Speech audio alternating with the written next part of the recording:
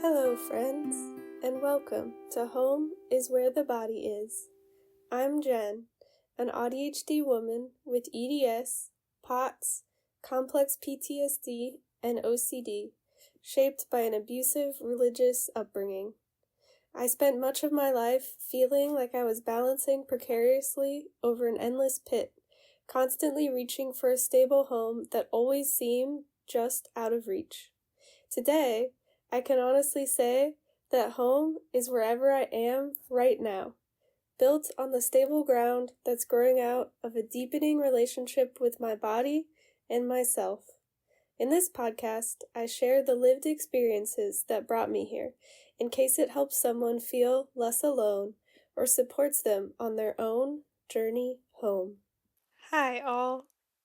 Before we start the episode, I just wanted to say sorry for the worst audio quality in this episode. I recorded it with the wrong microphone accidentally and didn't want to go back and re-record everything, so I apologize. Um, I'm trying to get more comfortable with putting, quote, bad art, imperfect art out there. So feel free to skip if the audio quality bothers you. But if not, please enjoy the episode. Today, I would like to talk about a bit of a nuanced topic, and that is when I came to realize that survival is no longer my highest value, rather, living in alignment with my true self is. And I think I sort of came to this realization when I was talking to a friend who was having trouble with um, like whether or not to break up with a boyfriend, and she and I have a lot of the same struggles in terms of attachment style traumas.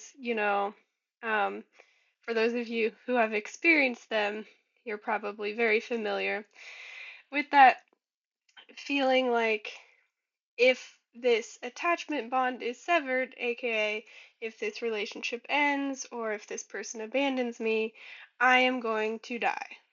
That very illogical fight or flight, lizard brain, internal nervous system feeling of this is going to kill me.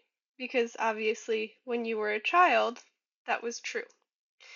So, when I was talking to my friend about this, I said something, and she said, it's interesting. I often hear some things are worse than death, but it sounds like what you're saying is some things are better than life.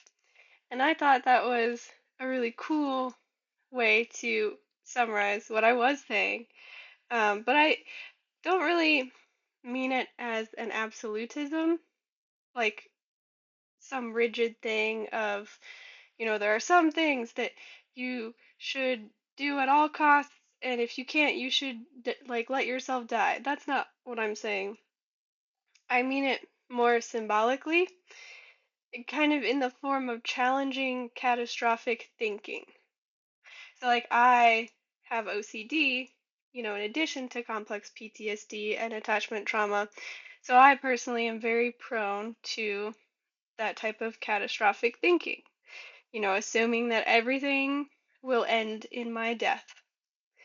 And so, I think kind of phrasing it as there are some things that are better than life, to me, kind of means survival no longer has to be my top priority. Now that I'm an adult and no longer a child, I can choose to make educated or calculated risks um, based on my priorities. So, like, anything worth dying for is absolutely worth living for. I know that's a quote that I've heard. So I'm certainly not advocating for unnecessary risk, and I absolutely support safety measures that don't result in self erasure. So, I mean, like, For instance, if you're struggling to cut off your abusive parents, something else that I've also struggled with in the past. Um, but you rely on them financially in some way, at least for the short term. I'm not saying that the answer is always to be like, oh, well, even though I'll end up like they're gonna throw me out tomorrow and I'll end up on the street, I should still cut them off. That's not what I'm saying. Um, I definitely advocate for not taking unnecessary risk. But there is a line, I think, at which living just to survive does preclude our ability to live to thrive. Sometimes we are in situations where we literally can't escape the pure struggle for survival long enough to even think about thriving. But sometimes we can if we invest in some nervous system retraining, right? Because it's a very different situation. For instance, if you're an adult with an income and you support yourself, you have a place to live that isn't attached to your partner, you have an income that isn't attached to your partner, and you're struggling to leave them based on purely attachment wound reasons.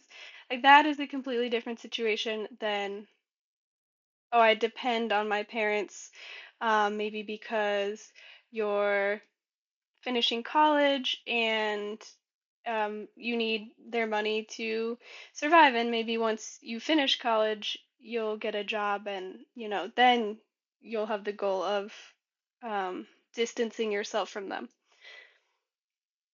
But there are some ways I think to embody this principle of survival doesn't have to be like survival for survival's sake doesn't have to be the highest value. And I guess to make it a little bit more clear, because again, I do think this is a nuanced issue. Um, like to use the breaking up from a partner example, let's say you're in like a new city where you don't know anyone, um, maybe your job is unstable, totally not speaking from experience here. Um, y there's the argument to be made, your brain could make that argument to you of, oh, well, if you break up with your partner, then you will have like one less safety net in case something went wrong. And that is a risk. Every person that you kick out of your life, even if they are unhealthy or toxic or whatever, there might be some level of risk with that. But the point is, you evaluate the risk of like, okay, this is probably not gonna end with me being starving on the street, right? If I break up with this person. Um, that's what I mean. Whereas our nervous systems, when they are still stuck in childhood mode of survival, survival, maximize chances of survival at all costs, they are prone to kind of treat all of these situations, at least for me, right? Prone to treat all of these situations as kind of like equally risky and equally unacceptable. But as adults, we can choose to absorb some risk for the purpose of prioritizing thriving over surviving if we are in a situation, right, where that is possible. Because again, I want to acknowledge that in some situations, you really are struggling purely to survive, and that is the reality. But if you do feel that there are if you do feel that you would like to retrain your nervous system to kind of not treat any slight attachment rupture as leading to your death, there are ways to embody this sort of shift. So, like practicing micro integrity, like it doesn't have to be, "Oh, okay, now I'm going to cut out anyone in my life who is unhealthy for me immediately. I'm just going to go cold turkey." No, it starts um, small because I have tried that first one when I was first trying to distance myself from my parents. And at least for me, that sort of absolute action didn't work. But micro integrity can be something like you're a people pleaser, and so you avoid voicing disagreement at all costs. And maybe a small act of retraining your nervous system is maybe your friends are talking about something and you voice a disagreement. They're like, "My favorite Pokemon is Charizard. Isn't Charizard great?" And you're like, "Actually, I know this is very cliche, but I like Pikachu." And then you notice how the world doesn't end, right? You notice that if these are really your friends, of course, they won't look at you in disgust and kick you out of the friend group. So, letting that discomfort be non fatal. Like, I, of all people, understand how soul crushingly uncomfortable it can feel when you're recovering from people pleasing. Any whiff of potential conflict, not just in romantic relationships, right, but in friendships too, or even like work relationships, feels like the end of the world. If I don't people please, I am going to die. And so, retraining the nervous system bit by bit, like, oh, I disagreed on a small thing. The world didn't end, I didn't die. Oh, I disagreed on a larger thing. The world didn't end, I didn't die. Oh, I distanced myself from this friend who doesn't really add any benefit to my life and only stresses me out. And then eventually, you get to the point where, you know, the small amount of financial support and safety net that my parents provide is not worth them absolutely destroying my mental health. So I will absorb the risk of a smaller safety net in order to improve my quality of life, right? Because there's often that question of like, would you rather live for 100 years and have a terrible quality of life, or would you rather live for 50 years and have an amazing quality of life? And I think different people would make different choices, and they're both totally fair choices. And of course, choices are never so um, clear and laid out like that, but hopefully you get the idea. As a child, you couldn't choose, but as an adult, you can choose. You just have to retrain your nervous system to prove to it that this isn't the end of the world.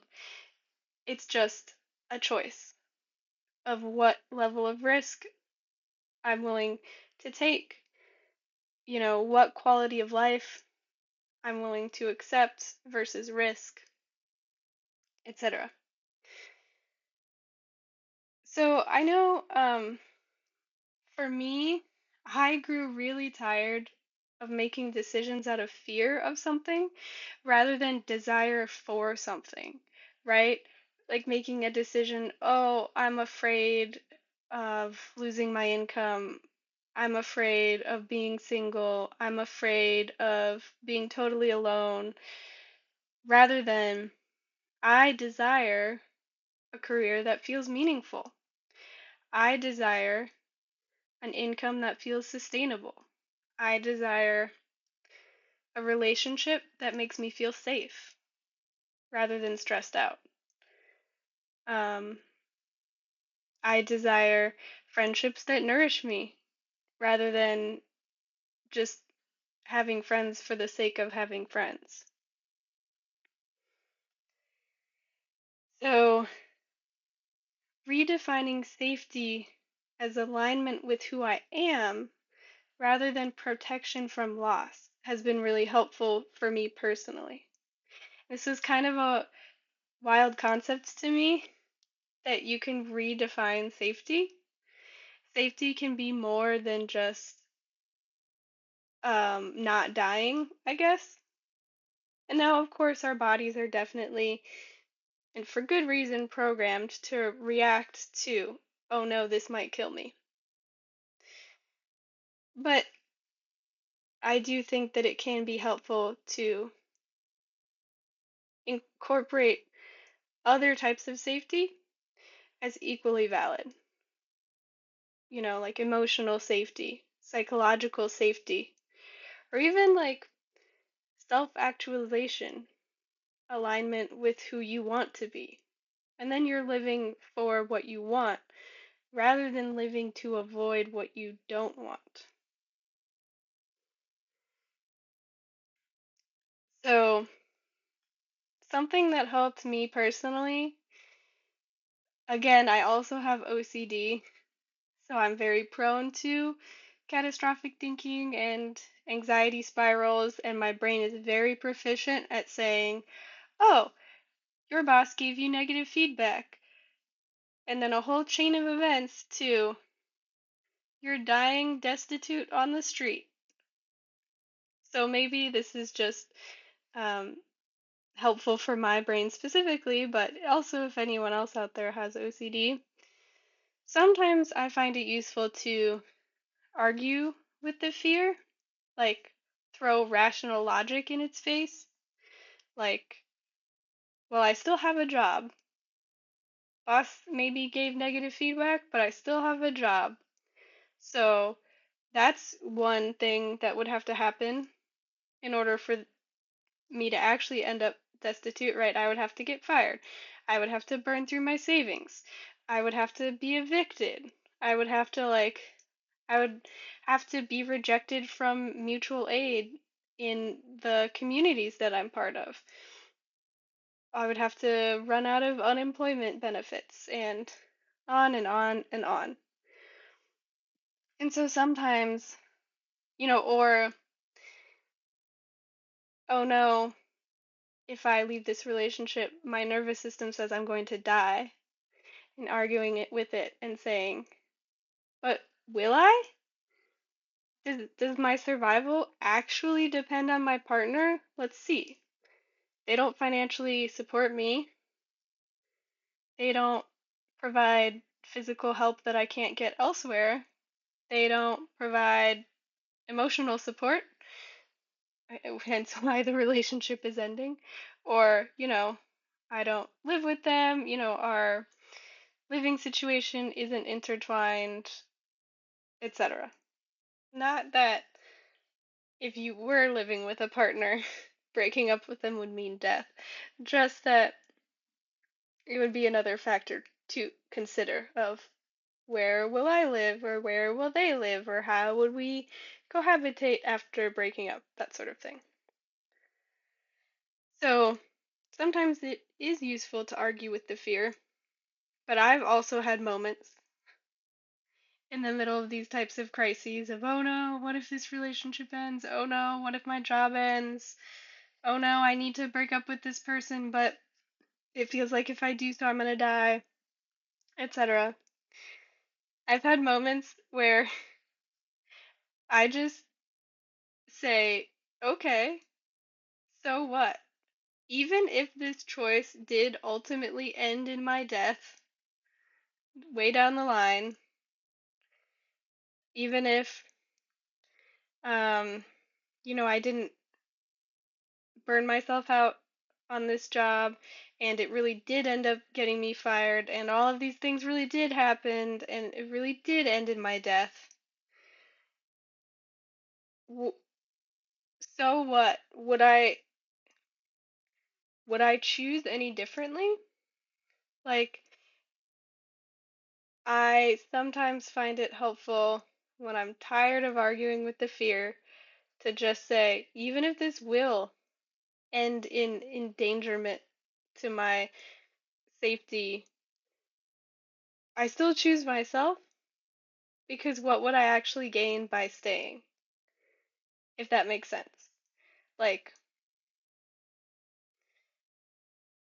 essentially, I'm just, instead of arguing with that risk, I'm sort of just accepting the risk and saying, okay, even if leaving this relationship or this job ultimately ended up with me destitute on the street in danger of dying,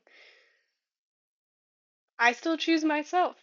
I still choose myself over the job, or I choose myself over the relationship, etc. It's sort of saying to my nervous system, I am willing to tolerate the worst sensation you can generate, and I still won't abandon myself.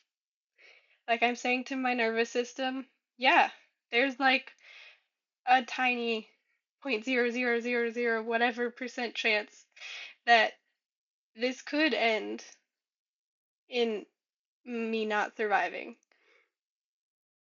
But I'm willing to tolerate that without abandoning myself. So, anyway, I hope that that makes sense. I just know that it's a bit nuanced. I'm trying to make clear that I'm not saying that we should all be like martyrs, right? I'm not saying that we should all say, oh, well, if I don't have my life exactly the way I want it, if I have to compromise even a little, then I'll just die. That's not what I'm saying. But I am saying that we can reprioritize and say survival is no longer my top priority. It is a priority, physical survival, but it is no longer my top priority. It is one of many aspects of a life well lived. So, this realization that survival is no longer my highest value, but rather living in alignment with my true self is, allowed me to reorder my priorities, um, as I already pretty much beaten to the ground that concept. But I also developed compassion for my younger self, recognized the agency in my adult self, and liberated myself from outcome attachment. So, right, a move from prioritizing survival at all costs to prioritizing integrity and authenticity, and an acknowledgement that my childhood self um, had to sacrifice authenticity to survive. And I am grateful for her and I honor her, but it is time for her to rest. Survival mode no longer has to define me. Now I have the choice to live in alignment, even when it feels risky. I think that's the thing that I was not able to tolerate for so long, and ultimately, probably the thing that my friend was struggling with in that scenario of trying to break up with someone, being unable to tolerate the risk, the feeling of risk that can come along with choosing to live in alignment. So, what matters most to me shifted from will this work out to am I being the person I want to be? So, instead of like, oh, if I don't burn myself out for the sake of this job and they fire me, um, not oh, will it work out? Will I still have a career in the end? Will I be able to find what I really want to do? Will I be able to make X amount of money? But instead that's not the metric anymore. Now the metric is, am I being the person I want to be? During whatever happens, whatever job or career or amount of income I have, am I being the person that I want to be? I see it sort of, this is like a mathematical way of seeing it. Um, I see it as like instead of trying to engineer the inputs in order to get the output that you want, now I'm trying to just make the inputs be what I want them to be and then letting the output fall wherever it will fall. And of course, there's definitely some amount of needing to figure out how to reach your goals, right? There's definitely some amount of this is the goal, how do I back engineer getting to that goal that is necessary in a life well lived. But I have found it liberating to let go from being super attached to the outcome, you know? And instead saying, as long as I am doing my best and living in alignment with myself and still aiming for the goals that I have, but success and safety is no longer defined by do I reach those goals? Instead, it's am I happy with who I am? Have I been happy with who I am? Wherever the journey ends, have I been happy with who I am along this journey? Morality, or sorry, mortality becomes less terrifying when avoiding death is no longer the ultimate measure of success, if that makes sense. I'm trying to view life not purely from a like Darwinian survival of the fittest perspective, where success is did you survive, did you reproduce, etc. I mean, I'm not going to reproduce, but um, shifting from just success is pure survival, survive as long as possible, and that will mean that you've succeeded high, to a higher degree, and shifting it towards maybe sometimes thriving is a little bit more important than surviving, and the quality of life along the way is more important than the sheer length of survival because, fun fact, there is no universe where I don't die, where you don't die forever, for all eternity. There is no universe where we survive indefinitely. At least not physically, at least not yet, as far as I know. So, to bring this idea to a conclusion, I will say that I'm still kind of internally processing and embodying this idea. So it's still a little bit up in the air for me, but to um, bring it towards the focus of this podcast, in how did this shape my journey towards feeling at home wherever I am, now home is no longer a particular outcome, but rather alignment with myself. Home is not, oh, I have no no risk when it comes to my job or my income. Home is not, oh, I'll feel at home once I have a super stable, super high income, and once I have a partner who I know for sure isn't going to leave, and once I have all of these things. Home is no longer a particular outcome, but rather alignment with myself. Because I have decided, taken me a while to decide this, that I would rather feel in alignment with myself, in alignment with my own nervous system, and not have a stable income and not have a long term relationship than the other way around, right? Than self erasure for the purpose of reducing risk as much as possible. Um, I decided that being the person I most desire to be matters more than preserving life at any cost, and that creates an internal anchor. This internal anchor is something that even loss, separation, or uncertainty cannot fully uproot from within me. So the shift is from living to avoid abandonment to living in self trust. And physical survival is, of course, still something I very, very much take into account and value. You can't live a good life if you're not alive. But it isn't all consuming in the same way it was as a kid. I think of this idea as existential integrity, I guess is something that you could call it. I've heard that phrase thrown around a bit.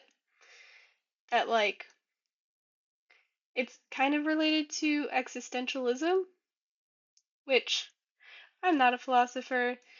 I'm not very educated on all of this, but I think of existential integrity as, well, I guess just to put it simply, what I've been saying the whole episode is like prioritizing living in alignment with myself is more important than survival. Like the existential purpose of my life is I want my life to be lived by me and nobody else, rather than the existential purpose of life being just survive as long as possible until you die.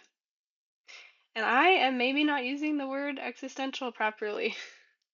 Again, I'm not a philosopher. But I think with that, I will conclude this episode, and hopefully this has been um, of some worth or value to someone out there. As we come to the end of this episode, I want to thank you for spending this time with me. If anything in this episode resonated with you and you'd like to share a thought, reflection, or bit of feedback, you're very welcome to email me. And if this podcast feels supportive or meaningful to you, I'd appreciate it if you left an honest review or shared it with someone who might also find it helpful. That's how this work finds the people that it's meant for. You've been listening to Home is Where the Body Is. I'm Jen, and I wish you a safe journey home.